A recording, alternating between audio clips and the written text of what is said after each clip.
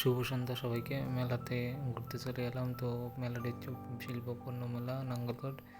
তো মেলাতে ঢুকতে হলে প্রবেশ মধ্যে ঢুকে দেখি মেলাতে টিকিট কাটতে হবে। টিকিট কাউন্টার থেকে মহিলাদের ভিড়ের মধ্যে ঠেলে গিয়ে 2-3টে টিকিট নিলাম আমরা 3জন।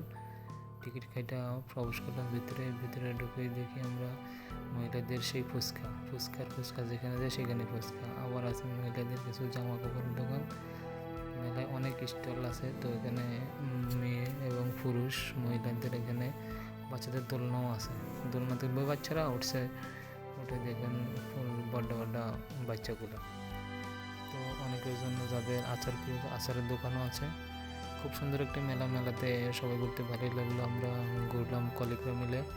মেলাতে আরও বাচ্চাদের দুষ্টুমি করার জন্য অনেক জায়গা আছে। আনন্দ দেওয়ার জন্য মেলাটি আয়োজন করেছে যারা, তাদেরকে অনেক ধন্যবাদ। কারণ এমন সুন্দর মেলা সবসময় আয়োজন করা যায় না।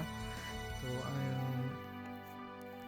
সবার ছোটো বড়ো সবার আনন্দের জন্য এখানে একটা নৌকা রাখা আছে।